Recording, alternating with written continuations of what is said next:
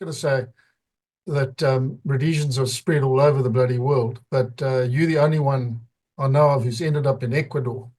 So I'm with Louis Hartley, who's farming in Ecuador, but an old Rhodesian stock. So just nice to find you out there in the jungle, Louis, and thanks for your time. Yeah, well, this is I'm on the edge of the rainforest, and when I say rainforest, I mean um, it's between 1,250 and about 1,500 millimeters of rain a year. So water is not a problem, and of course, coming from a semi-arid region like Fort Vic, Mzvinga, um, it's totally different. We don't So have let's start there, Louis. You're okay. in the rainforest in Ecuador now, but where did it start? You were born in Fort Vic. No, I wasn't. I was born in Salisbury. Um, My father was the director of Salisbury City Administration when I was born. Okay. And I was the youngest of four. Um, we transferred to the farm in 1959 because my dad's uncle was getting older. He was the original stock from the BSOP of 1896. So The we took farm over was the where? farm. It was about 15 miles due east of Mzvinga, right What between the was then Fort Popotecki Vic, yeah. River, right between the Popotecki and the Mtiliqui. So we used to get all the water from Gutu. And Um, school, you went to school in Fort Vic? I went, first of all, my mother taught us because we were on the farm. She was a school teacher. And just incidentally, she was the only female old prenician from Plumtree.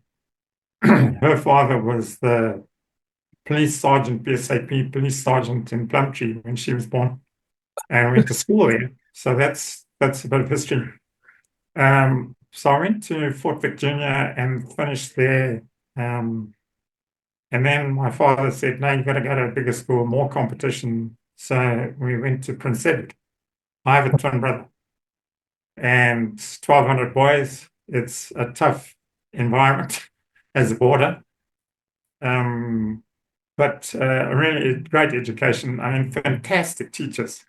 I mean, unbelievable teachers. We had like Keith Coates Spargrave, who wrote books, Trees of Southern Africa, Yes. Rex, I mean, a fantastic guy. Rex McCulloch, who was a, MCC cricket coach and sort of took me under his wing. We used to have Colin Bland come down to the nets to look at potential cricketers. Um, and then after M levels, I had really had enough. My father said, "Well, you have two choices. You can become a lawyer or you can go into agriculture." Well, I'd been on the farm for, on 10, 12 years. And so I decided that Greeby was the answer. So I went to Greeby quite young. When I first got there, I couldn't go in the pub because the drinking age was 18. Not that I'm an alcoholic, but um, finished Greeby, which was a tough course. It was 22 subjects and you dare not fail one, and basically a new course every 6 weeks. And so that was an experience, a lot of characters that I'm still in contact with. And then went from there, well, because I was a twin, my father said, "Look, one of you can go into the army now and one of you can go in a bit later." So I wanted to try for the Air Force. And so I went to Durban for 6 months and worked on the docks with a few other greedy guys, which was an experience, but good money and overtime. And of course, interesting, South African Railways and Harbours tried to recruit me into computers. But we were starting that sort of revolutionary phase with the incursions. And I thought, no, I want to get, as a national instinct, I want to go and get the army over with and then take it from there. The Air Force rejected me because the length of my thigh bone to my knee was too long. It was too long for a hawker hunter. And so, and in those days, you couldn't specialize pilot. You had to be able to go from one squadron to seven squadron. And that was an experience because I went through the South African Air Force Academy where we did all the medical tests, which was astounding. they checked you for eyes and vertigo and brain, and it was a full week. And we flew into Dakota. Well, Dakota glided, and the thermals carried it. It was pretty horrendous. But after that, they said, no, you're too big. So I then went into the army again with 1,200 recruits, some of which, honest, I'll never forget, had never seen a toothbrush. It was amazing. So we traveled down by train and went into Heaney at like 4 a.m. in the morning. Llewellyn Barracks was, you didn't know whether you were Arthur or Martha with the sergeants and corporals shouting at you. But in those days, there was no sort of option for the ROI. And so I opted to try for the officers course, and 15 of us were accepted, and we transferred to Guala. Now that was, I'd say, School of Infantry. That was a different experience because they really put you through the mill. We had our course instructor was Johnny Nell, who was killed at Mapai. Fantastic guy.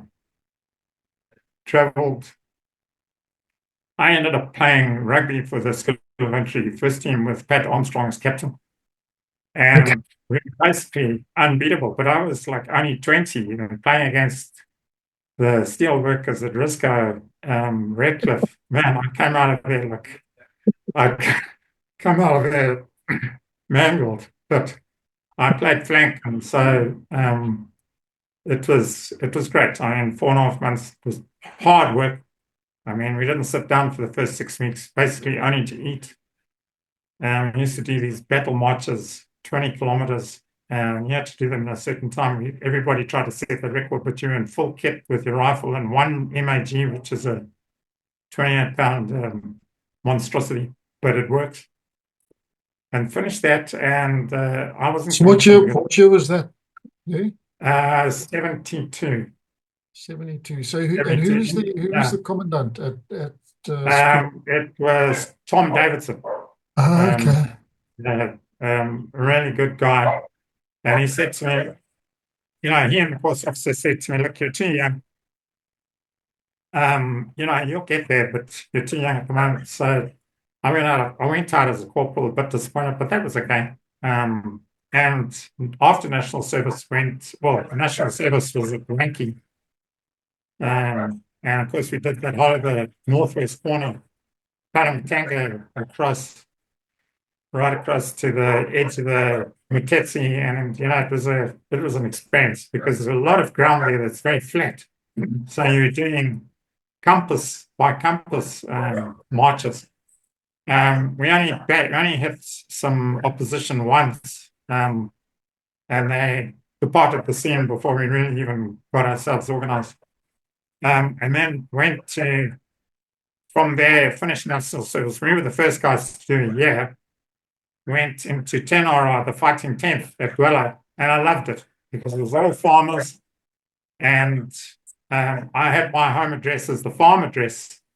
And then some corporal or whatever in the administration section said, but you're working out of Salisbury, so you should go to 1RR. I was very disappointed. Went to 1RR and joined C Company, which is probably the most aggressive company.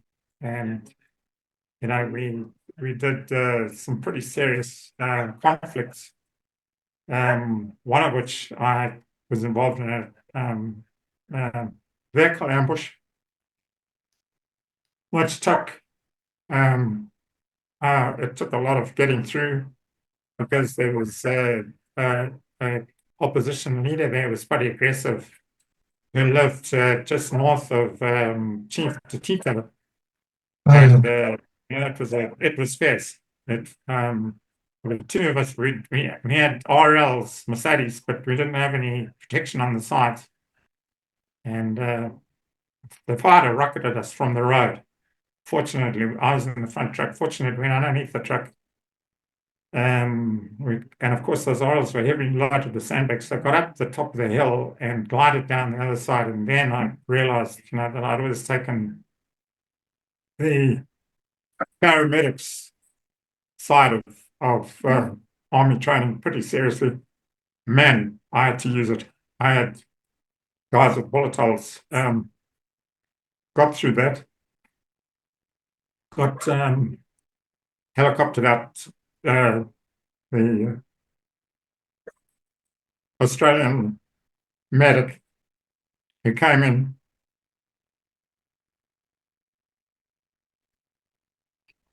He did a hell of a job. Chop it up to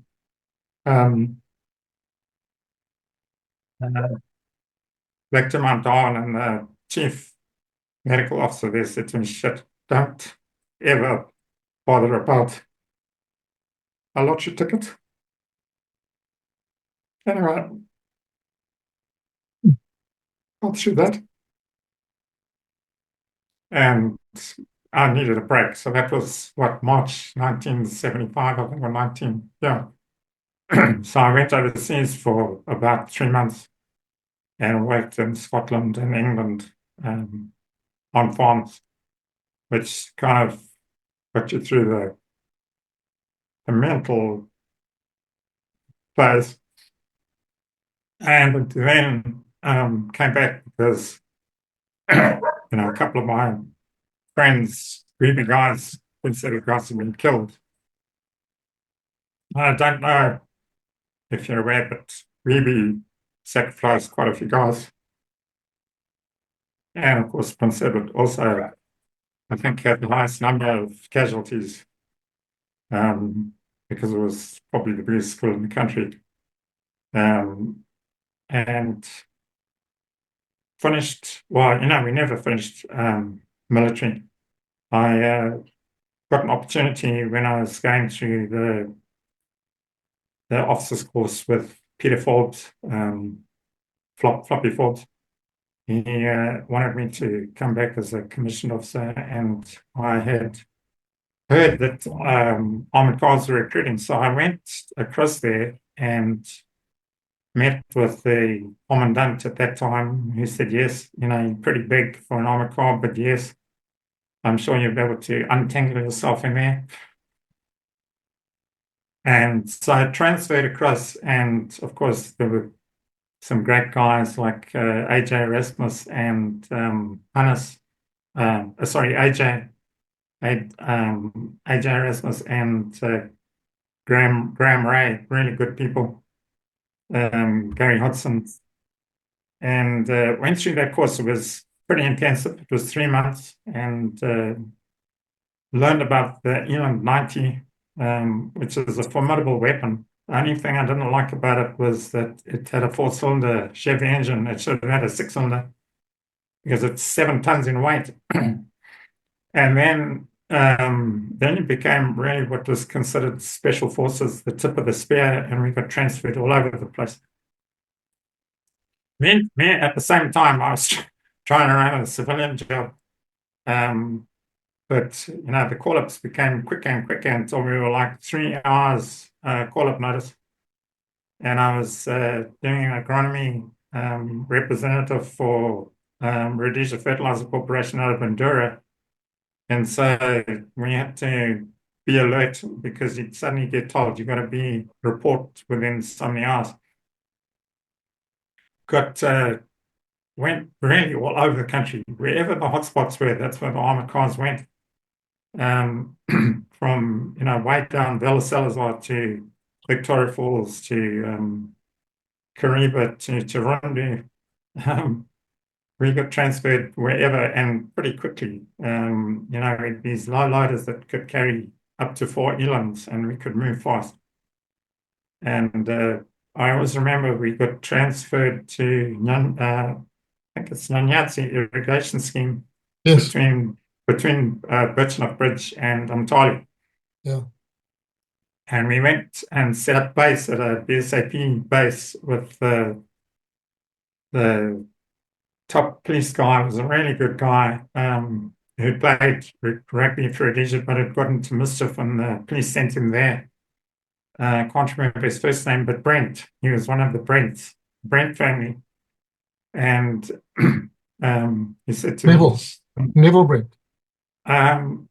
It could be, but anyway, hell of a good guy, and he was like so chuffed. He said, because we've been hammered down with mortars about every once a week, and didn't have a hell of a lot of cover.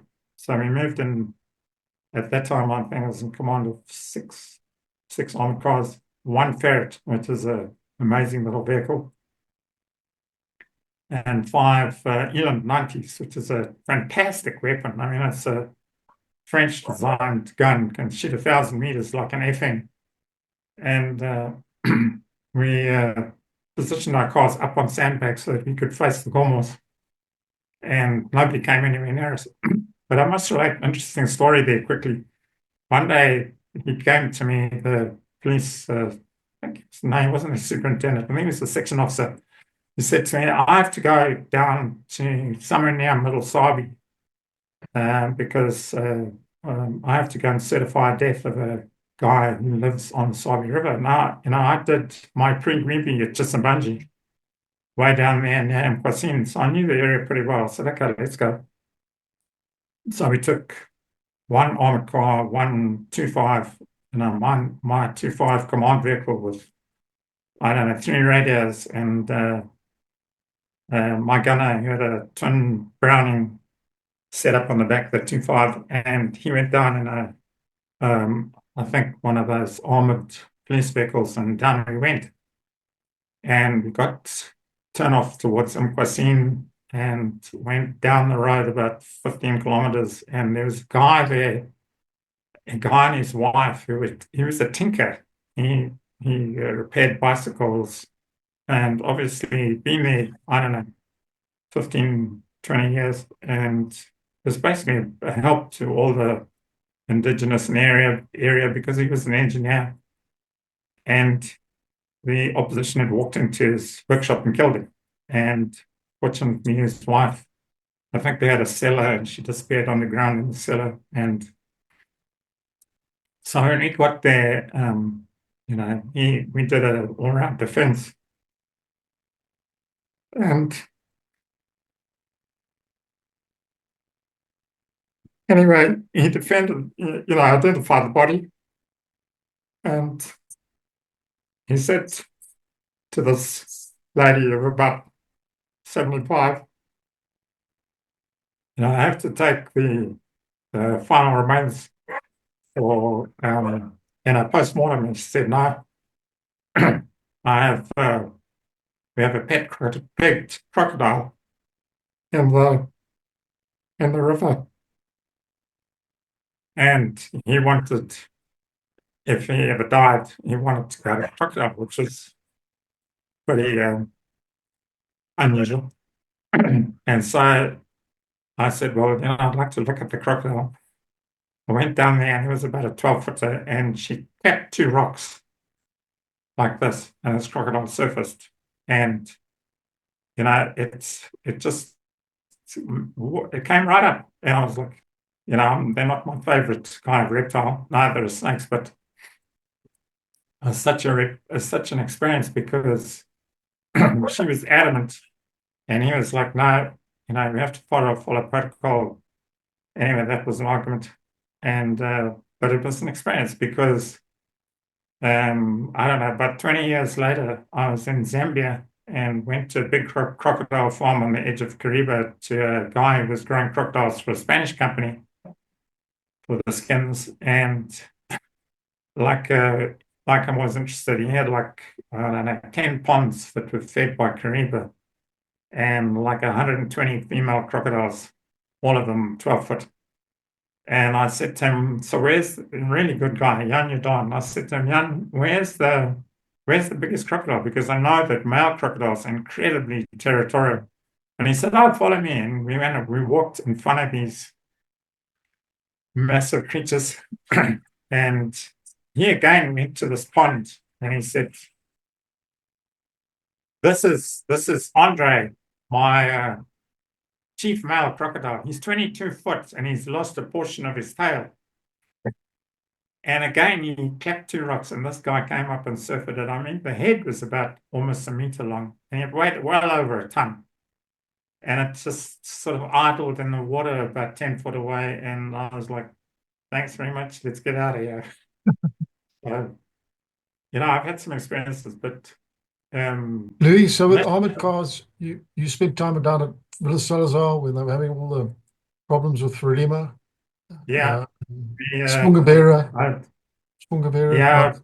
yeah. And then we moved up, and then when this big op that Graham Way mentioned to you about going in uh, uh, across the border from Hartley, where there was a whole combined SAS, RLI, Salute Scouts, and firepower, and they sent Graham in ahead of me, and I was backup, and so I was based at Grand Reef for about a month, in case it got a bit more serious than they anticipated.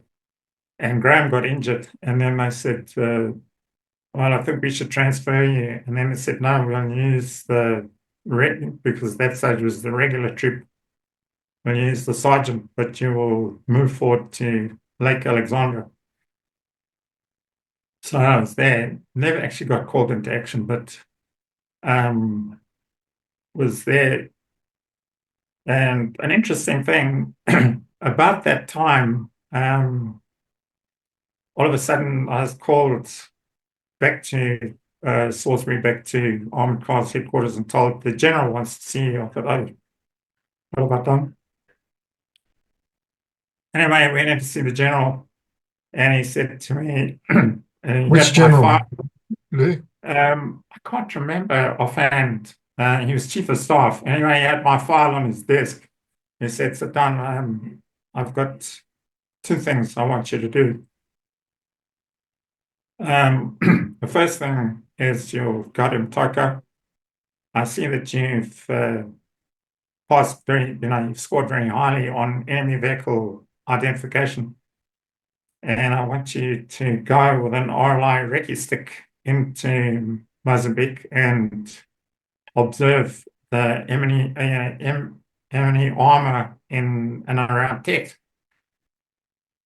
And by the way, I know you've done infantry, but you won't be in command. The RLI sergeant is there to protect you."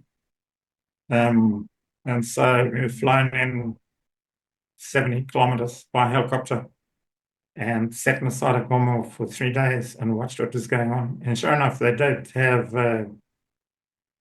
T the Second World War Russian tanks, which weren't very effective. They didn't have any T-55s or 56s. And so that was an experience. And then the chopper said, I can't remember who the pilot was, said, when I come back in 3 days, I'll meet you at this location. And if you're not there, I'm gone. It means you're going to have to walk out 70 kilometers. Well, fortunately, we did get back to the place in time because there were Frelimo patrols around in the neighborhood looking for people like us. And then I went back and gave him the report, and I'd written it all down. And I said, these vehicles, most of these opposition vehicles are Russian as BRDs, armored personnel carriers, and the Second World War tanks. But they're going to need some serious maintenance, and I don't know how far they're going to go like they are. And when I got back, he said, "Oh, by the way, you are now going on another armored vehicle course. Report Monday." Didn't say anything more, and you're going out to Nkoma Barracks. And I went out there. I think there were 25 of us, and it turned out there were 8 T-55, 56 Russian tanks. They were actually made in Poland. Man, what vehicles! We'd always been told as infantry, this is not tank country. Well, I can tell you that's not true. They were 38-ton, 16-cylinder diesels, powerful machines, and went through that course for 3 months. Louis, just let me interrupt you there. Just do you remember Yeah, the provenance of those tanks? They were intercepted by the South African Navy on a ship or something. yeah. The story is really interesting. They were on their way to Idi Amin. They were brand new. I mean, they still had grease on them. And Eddie ran away to Saudi Arabia. and the captain stopped in at Durban and said, I've got 10 tanks. And the South Africans said, well, they had Centurions. And they said, oh, sure, we'll take them. And then said, we're going to keep one for understanding the technology behind these tanks, because they had 100 millimeter smoothbore guns with a self-stabilizing mechanism. So it didn't matter what you were doing in the country, the gun was stable. And that was, of course, I tell you, those machines, I highly respected them. And then we had a couple of sudden officers that arrived, one of which was obviously an Israeli. And he taught us how to actually start these up, because it's like starting a Boeing aircraft. I mean, you've got to press various buttons and safety buttons and man, those things, unbelievable. And then finished the course, and then they... So who ran the course? Was it Israelis and South Africans? Yeah, it was mainly Israelis and South Africans, and we had one Brit who had been in the Royal Tank Regiment. So we learned structure, maneuvering, and I mean, amazing. And then I had a good friend. They said, right, we're going to do a display day for all the senior officers, majors, majors and lieutenant colonels and brigadiers and generals. And you know this area well, this Nkama area well. So find us a relatively flat piece of ground. And I went to Little England, where the manager was Mike Bedford. And I knew him well, really good guy. And he said to me, yeah, no problem. I'll just clear it with the boss, who was David Smith, who was at that time Minister of Agriculture.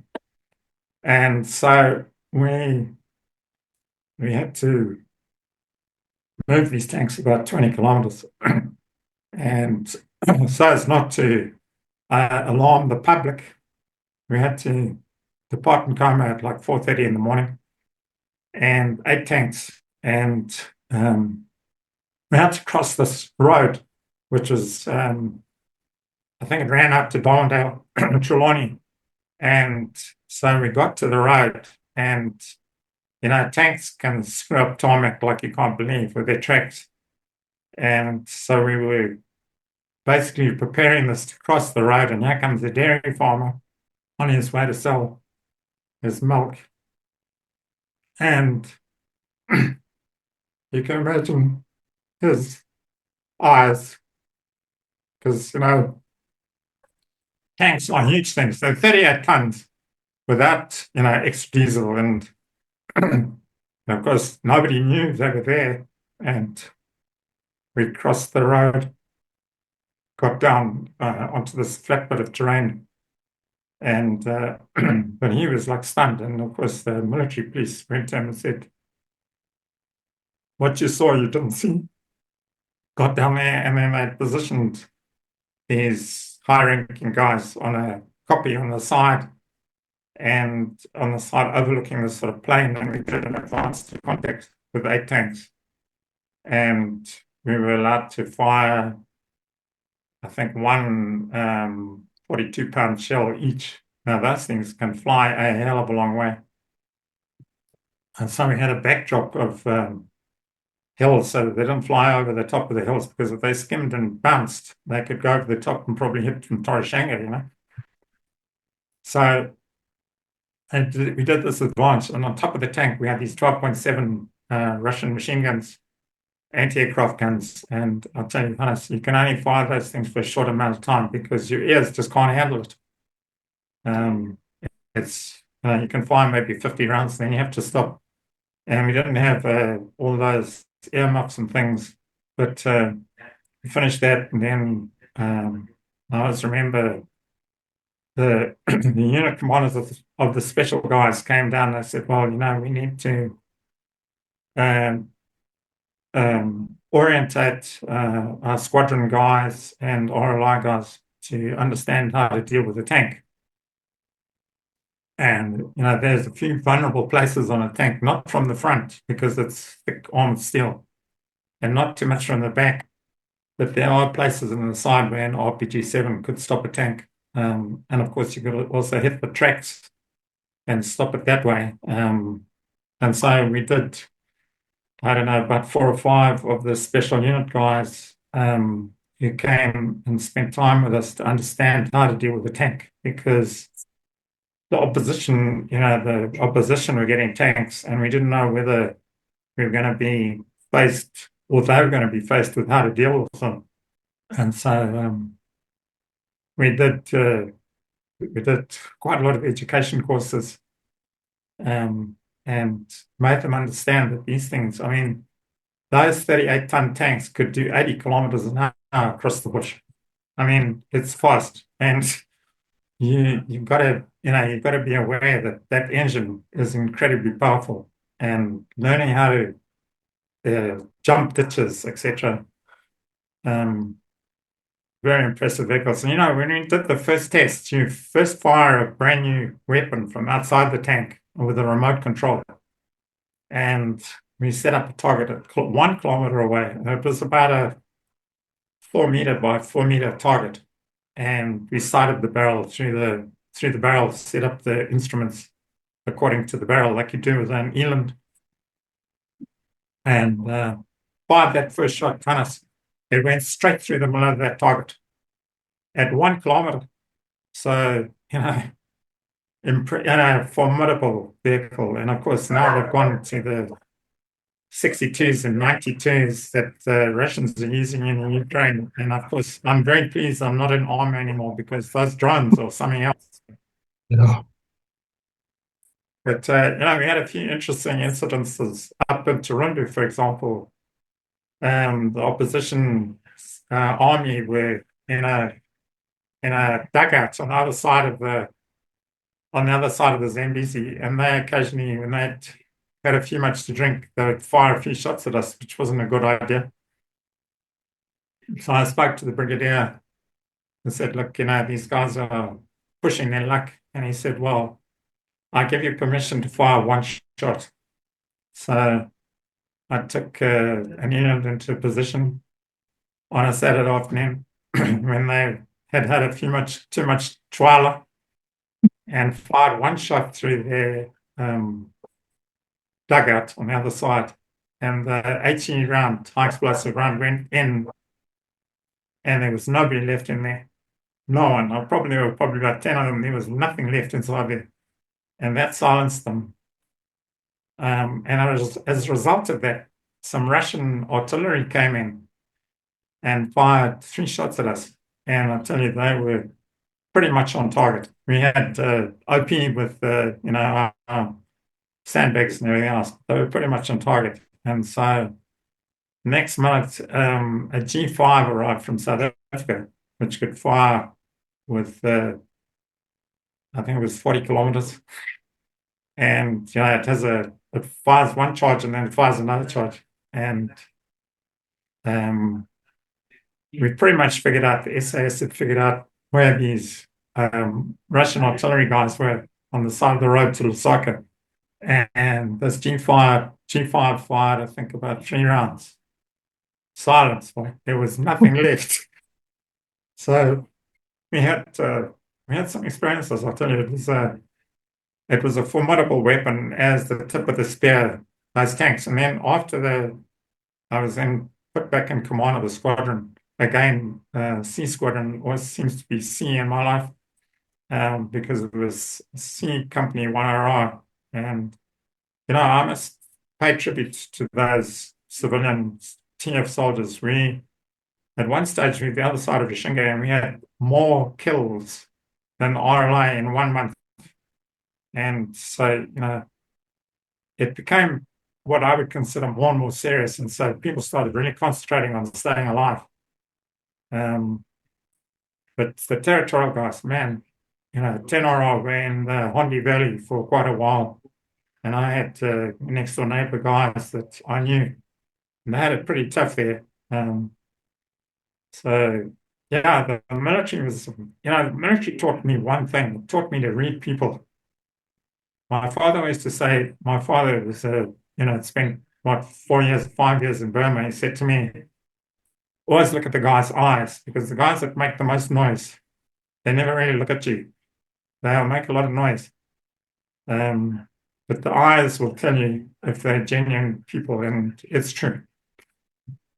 All of my life, I've used that experience, and it's the same here in Ecuador. You've got guys that are happy to have gringos, and then you've got guys that are not pro.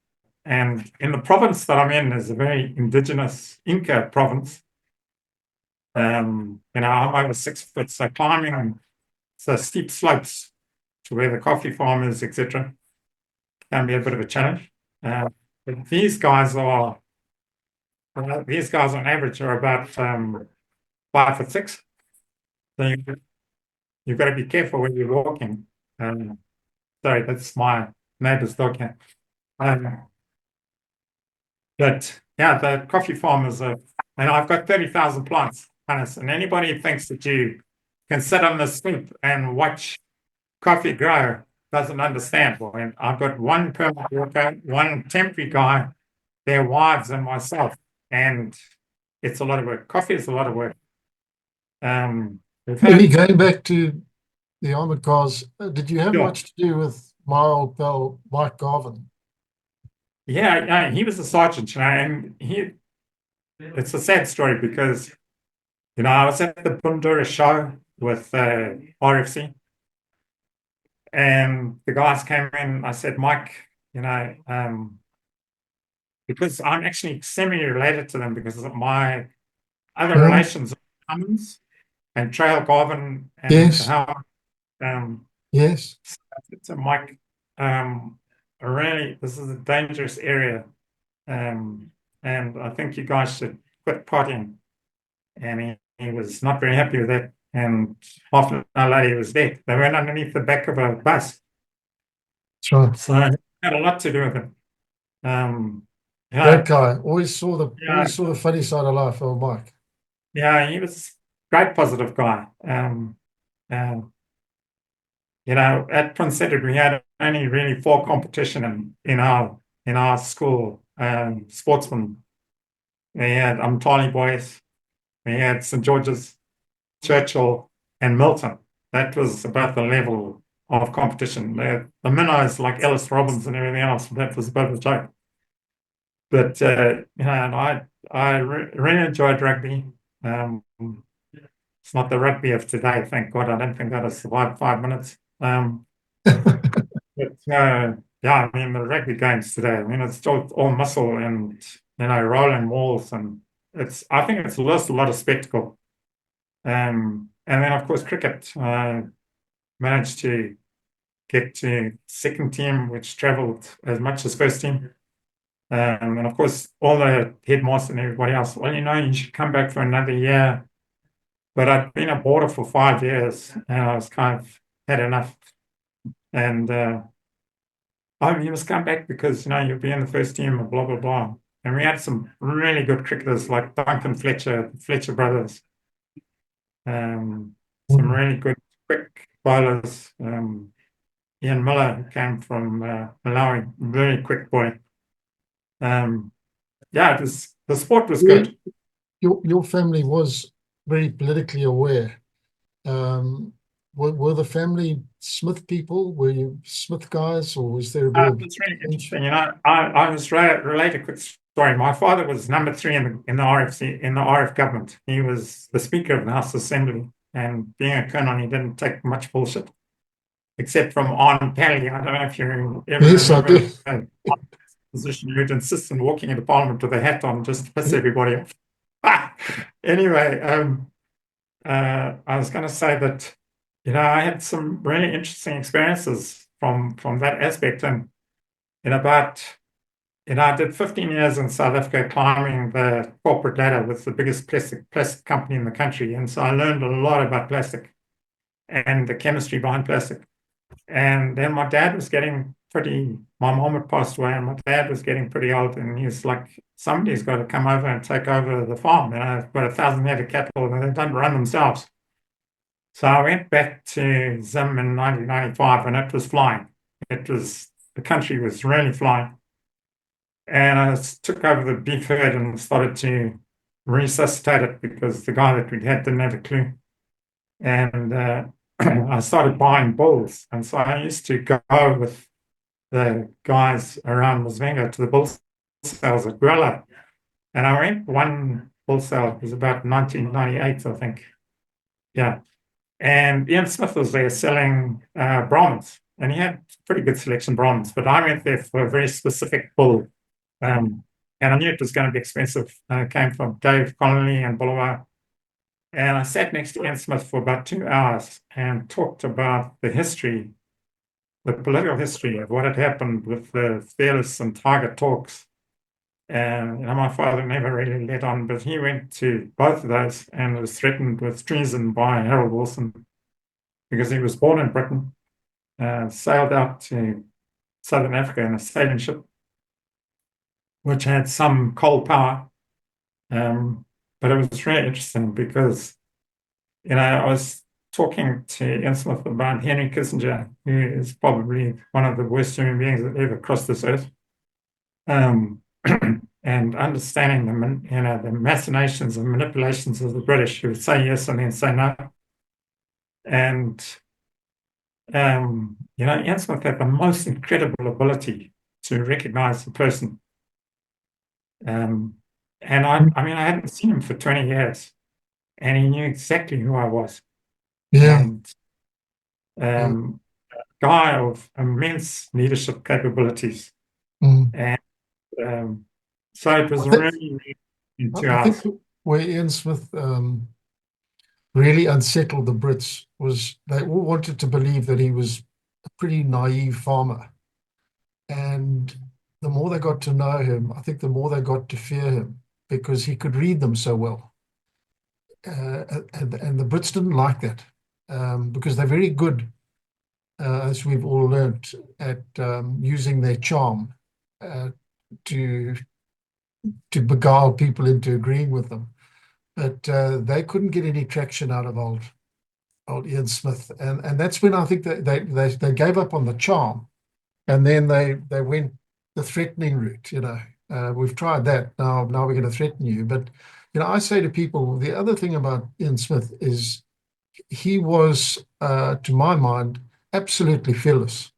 He didn't know the meaning of fear. That guy. He was impervious to it, and I think that's why he had the mettle to say, to hell with it. We will take on the world. If that's what we've got to do, we'll do it. That took enormous courage, and he had it. And I think it was infectious. And I do think that's what motivated that little country to put up the fight that it did.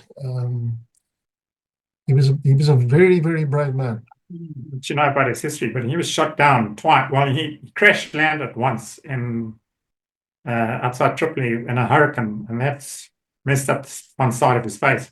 Mm. And they did reconstructive surgery, and then he was shot down over Italy and parachuted and landed and was with the partisans Yeah, for 6 yeah, yeah. Amazing personality. And I went to buy cattle. I was working with a cattle company at the time, and I went to buy cattle from him at Salukwi.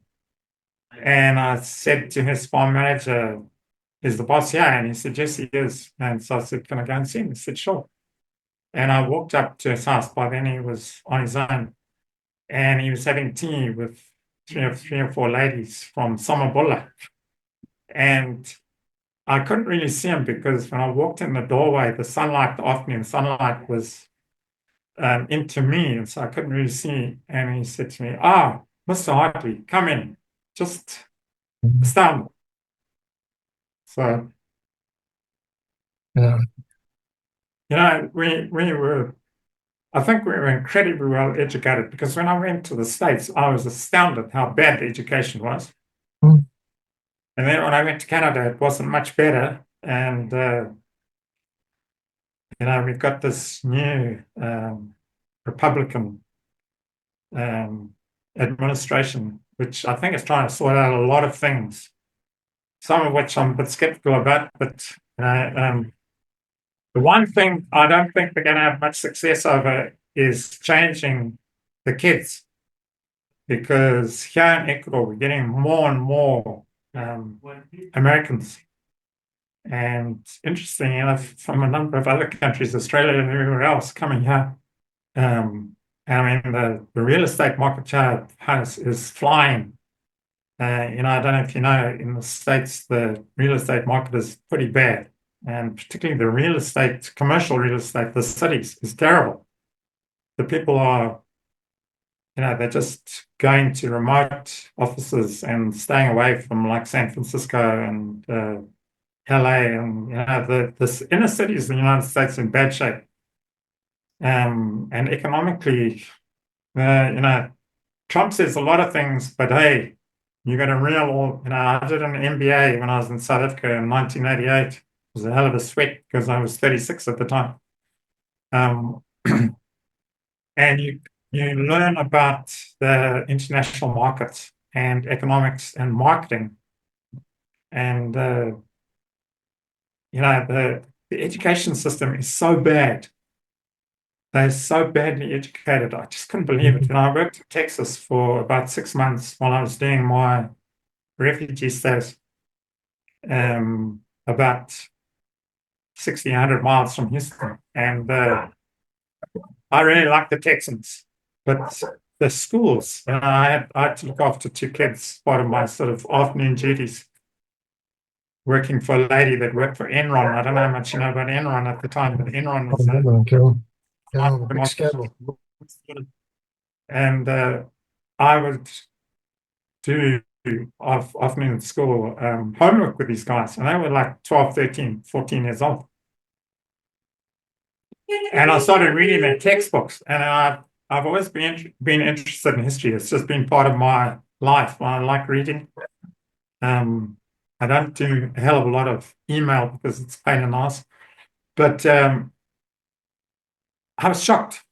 These guys were 12, 13. They were doing 10-year-old stuff. And how do you beat that education? It's a major uphill climb. I don't know that you can turn anything around in 4 years. You can dissolve the federal, Department of Education, and this one and that one. And if you look at Elon Musk, who was at Pretoria Boys with my two nephews, and my sister ran the tuck shop there for quite a long time, so she got to know him quite well. And she said, he's got an IQ of about 160. Really?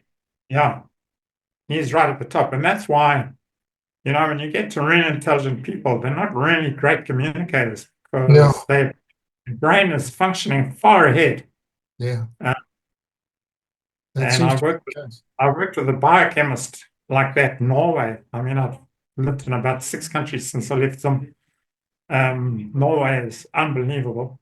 It's beautiful, but you can't handle that. North Sea. I don't know if you ever read The Cruel Sea by Monster. Oh, Cruel Sea, yes, by Monster. Yeah, why that winter in Norway is something else. And interesting, I don't know if you know, the Brits pulled out of Norway in about 1941 and left the Norwegians to the Germans. And the Germans built fortifications along that coast like you can't believe. I mean, the Teutonic brain was something else. And so when I was based in Norway, I was living in this place up on the west coast with another biochemical company. And on Saturdays and Sundays, when it wasn't ridiculously cold, I'd go and visit these fortifications. And my secretary was a Norwegian lady, and she said, "Are you interested in World War II history?" And she bought me like 3 books. And it was entertaining to go to these fortifications because they were well constructed. And I'll never forget the one Saturday at the time that I was married to a Canadian who was with me, and she said, "What are you going to do today?" And I said, "Well, it's -2 at the moment, but hey, let's go up and see this fortification," which was a punishment fortification up on the top of this mountain. And so we drove about 4 kilometers and went up on the leeward side of this mountain. And it was quite easy to walk up. And when we got to the top, we were on the windward side. And it was -20. I was dressed for this. I had 4 layers of clothing, I had a balaclava on. We walked, and I had sport shoes on with pretty good tread, and we walked about maybe 50 meters. We could see the fortification. I said, we're not going any further because the path was frozen.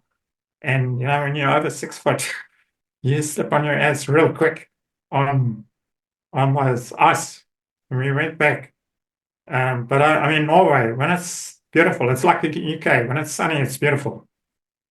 But man, it can be miserable. And, we're Southern Africans. We're used to sunlight and we Me, can't get, I'm, I'm, I'm running out of time. I want to just go back to 98, 99. Were you on the property when the farm invasion started? Was yeah, that just it was, talk us through that? yeah, I was one of the first 3. And I knew there was trouble because I was going into town one day and there were 4 gentlemen in the road. And I could see that they were not locals per se, because I'd been in the farm since I was 7 years old, got to know all the families, and I didn't like the look of these guys. And they stopped me and I said, I was looking for this particular farm, and I registered straight away. They were actually on the farm, but they didn't know that. And I was at that time, I was vice chairman and head of security for the CFU unit of Mazinga. And I reported this straight away. I said, we've got a problem. And, those shifty shiners from north of Harare didn't believe me. And I said, we've got a problem, kids.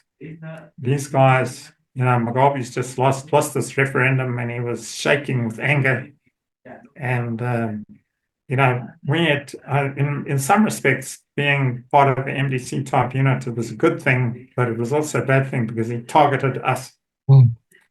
And, I remember going to a conference with a lot of the senior chefs, should we call them, the fat elite in Mazengo. And I stood up and said, gentlemen, do you actually understand what's happening in terms of political? You may have political power, but you don't have economic power. They don't like it. Oh, they were cross with me. And I had CIO taking photographs of me. And I said, what'll happen to the Zimbabwe dollar? It will crash. One day it'll be 10 to 1, and the next day it'll be 100 to 1. They were furious with me. But, there are a lot of farmers around there, sort of head of security. I went all over the place. I went to Rhodesia and I went to Triangle, and I played winter cricket for Mzvenga, so I got to know all the guys down there, real characters. And I said, we're in trouble. And then they had this Jambaya thing that started happening. And you can't reverse that mentality. It's just not possible. And so that's why I packed up and left. I just looked Did they actually arrive while you were still there, or did Yeah, you? it was pretty fast because, I was very fortunate. When I finished the army, I bought an AR-15 rifle with a 30-round magazine, which traveled sort of just under my seat. And the opposition, should we call it, they knew that. One day they stopped me at the dip gate. There were about 10 of them with AK-47s, and they said, we're going to kill you. And I stepped out of the truck with an AR-15 and I said, okay, let's go for it. But I'll guarantee you that 6, 8 of you are going to die. They went, and walked away. And I tell you honest, I've been through some pretty one-on-one type scenarios like that. I got called. At the BSAP headquarters in Mazenga, there was some ex-BSAP guys who'd been trained in ex-BSAP, and the one guy was a really good guy, he was a superintendent. And he'd say to me, I think you better come and see me. And he would walk out of his office and said, they're going to try and kill you. You're too high profile, you have a history, your father has a history, and I think you better take 3 days off. And he meant it. And so I'd pick my dogs and my truck and go to Matabeleland because my mother was born in Matabeleland, and I thought, well, the Matabele's are not going to fall for this because they're pretty smart, or they're smarter. And I mean, I had some conflicts up against Zipper, and I knew what they were like. And I was there with AJ at Victoria Falls when that crossing occurred. I was up above behind him as backup. So, that's the story but we had stopped the biggest incursion, probably military incursion from Zipper across the Zambezi River on a full moon. I was wary of full moons. Um, but that was very successful. I actually got a telex from General Walls saying this is the most successful. Congratulations. This is the most successful ground operation without Air Force support that the Army has ever had. And of course, I had that. But when you keep moving, you lose and leave a lot of stuff behind. We be jumping around a bit, but you were Yeah, behind AJ. I was up behind him with another, and I was in command of a squadron at that time. So I had like 16 cars. AJ had 4 in front of him or 4 around him, and I watched that firefight from up above when they were firing not only 12.7s but 14.5 anti-aircraft guns, like flying dumpy bottles across the water. And AJ got a hell of a good account of himself there. It's quite funny, directly after that, we had to relocate our ambush site, which had been previously up against the minefield. And, these rubber dinghies came across, and one of them actually managed to land in the minefield, and those guys didn't get very far. But, there were 120 people there that were supposed to cross that river that night. And they were fishing out a lot of bodies out of that water on the islands before they got to Vic Falls. I don't know how many went over the falls, but that browning on the eland is it's a weapon. They used to say that we were told that 4 elands were the equivalent of a company of infantry in firepower with those 90s, and those 90s are fierce as well. But the following day, after this had happened, we had to relocate because they thought they're going to try again. This battalion of Zipper, they're going to try again. And so we did a recce. There were 3 of us, AJ and myself, and a sergeant, SAS guy, Don Janner, hell of a good guy. And so we did a recce further up the river, and it's pretty thick there. We found bodies in still water, and one of the bodies had a brand new AK across his back, and he was floating in the water. So I said, "Okay, no rank here. We'll draw straws. Whoever gets the shortest straw has to go out and get that AK." And it turned out to be AJ. There were some crocodiles in that river there that you don't want to mingle with them, because it's their territory, it's their area of water. But AJ went out there, and we stood with HE grenades with a pin up, which is a 4-second thing, and said, "AJ, the only thing you're not allowed to do is put your head underwater, because if your head goes underwater, that grenade's going in that water." And we retrieved that AK-47. But then, of course, SB said, "No, you can't take it, it's ours." We said, "No, it's ours." Man, back to the farm invasion. So you left the farm. The police Yeah, what superintendent happened, usually said, this, get out of town. this became pretty serious because they posted one of these gentlemen outside the gate.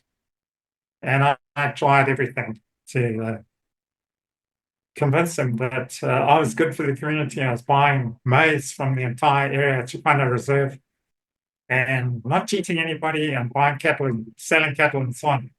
These guys they were communists. I mean, it's not a popular term today, but it's communism. It's straight communism. And they said, "Oh, you can have half the farm." So I said, "I'll have the half with irrigation." And that was like December 2000. And so I bought $20,000 worth of fertilizer. I got my seed. They were stupid because they came back in January. And I hadn't actually planted. I'd started to plant because we had enough heat units that we could plant late in Masvinga as against the Highveld. And they came back and said, "No, we want the whole farm." And so I sent all the fertilizer and the seed back. If they'd waited 6 weeks, I'd have planted. And they'd have had food for a year. But, that was the mentality. And it's not going to change. So You that was know, it. That was it, Louis. yeah, That's when that you was, just I don't know, packed on. January 15th. And then I had a lot of uh, black friends. I had some really good guys that used to speak to me. And the one guy said to me, don't go, don't go. You know, Kabila in the Congo has just been assassinated, and things can happen, and we're going to get rid of this guy. And I got an aircraft on the 15th of January. It was 35 degrees. Flew to Detroit. It was minus 35. Totally unprepared. But I kind of just said to myself, "That's it. Oh, oh, That's You can't change that mentality." And I don't care. I mean, I still got a lot of friends in Zim, and I get daily sit reps, and I'm just shake my head at the no, next few nonsense. I mean, these guys are 5-minute thinkers. You need to in farming, you need a 4-year thought. It's Louis, then you got refugee status in America. yeah, I got it in the United States, and then I've because of 9/11 and this whole ridiculous approach. I mean, I was in London when the IRA were putting bombs in pubs, and the British just carried on, but not America. Oh no. And and so I went from Texas to Florida, Florida to Seattle, and I struggled for a while, but I eventually got a job with a big tourism bus company. And so I went through that with these Detroit diesel, big luxury coaches. And that was Triptronic gearbox. I mean, unbelievable, just pressing buttons on your thing. So that was got advanced driver's license to drive, people, because it's like the top end. It's higher than the big trucking industry, which pays a lot of money. And the guy said to me, and my instructor was another US Marine. So you learn the military aspect of what's been going on. And he said to me, well, the company wants you to do United States, Canada, the western side of Canada. So I said, okay, that's fine. But he said, I want you to go across into Canada to get the lay of the land. I said, you're all being paid at this time. And he said, you're really going to do well because you speak with a different accent. And Americans will find you fascinating, and you get big tips, which is part of life. So I went across to Canada, and at first, before I went to the INS officers and said, my company wants me to go into Canada. Is that okay? And they said, yeah, it's no problem. And that particular weekend, they had an anti-George Bush rally in Vancouver. I didn't know anything about it. And so I finished like 3 or 4 days, then came back to the border. And there was a grotesque American female, probably 300 pounds, should have been like 100 pounds or 150 pounds, and said, you went to the anti-George Bush rally. I said, I don't even know what you're talking about. You're prohibited from coming back into the United States. And if you come back, you'll be arrested. And I thought, what the hell do I do? And I mean, all my stuff, my car, the stuff that I accumulated in the States was in Seattle. And so I went to the Canadian authorities, and they said, oh no, Zimbabwean passport. They said, you're not supposed to be here. We've stopped any Zimbabwean passport holders from coming into Canada. But they opened the passport. Now I had a 6-month visa. They said, well, we can't rescind that. And so I went through refugee status again in Canada. I wasn't allowed to work for 3 months. It was tough. But anyway, that's when I got into this biochemical company, mainly because of my experience in plastics. I'd had like 15, 16 years working for Gundel, and so I knew a lot about plastics and extrusion, and went through the ranks there from product manager to general manager. It was quite funny when I was interviewed there to join that company. It was a top flying company near Edenvale on the eastern side of Johannesburg. The one guy that interviewed me was the general manager at the time, hell of a good guy, a real character, and a real charmer. And he finished the interview by saying, and what happened was, he says, project yourself 10 years from now, where will you be? I said, I'll be sitting in your seat. He was shocked. And it's exactly what happened. But I traveled the whole of Southern Africa, from Malawi, Namibia, the whole of South Africa, because I was the boss, traveling basically 3 weeks of the month to the various branches. And so I got to know South Africa extremely well. And I was there at the sort of transition of the walk to freedom with Mandela, and a really interesting period of time of life. I suppose at the end of the day, Harris, I think we're here for a reason, spiritually. So we're here to kind of witness what's going on. And of course, Canada and the United States. And as I said to you, I didn't like the food scenario in Canada. And now they've got RFK Jr. there. He's a very sharp guy, but he's got a mountain to climb to get past the FDA. I had to deal with the FDA. I had to deal with all the big companies, flying all over the place to go and meet with these so-called environmentalists. They're entrenched. So yeah, it's a fascinating time to be alive. It certainly is. It's a very interesting time. I mean, the world's been turned on its head. But I must maybe tell you, it's a pity old Donald didn't come around, wasn't around when we were getting hammered. We might have been a different outcome, but too late for us. He's a straight shooter, but I don't know, geopolitical history in the United States is non-existent. They don't understand it at all. No. I used to apply for jobs in the States as an African American because my grandfather was born in the US. And when I walked through the door, because they instantly say, oh, yes, an African American, maybe we can get, this DEI stuff. And I walked in the door, but they said, but you're white. I said, yeah, but I'm white because I was born in Africa, but my grandfather was born in the United States. So technically, I'm African American. Silence. Well, all I can tell you, Hannes, I've lived in the UK. I lived out north of London. Don't go. Nobody should be living in London. It's bad news. I lived up just south of Manchester, where my father came from, and it's a beautiful country.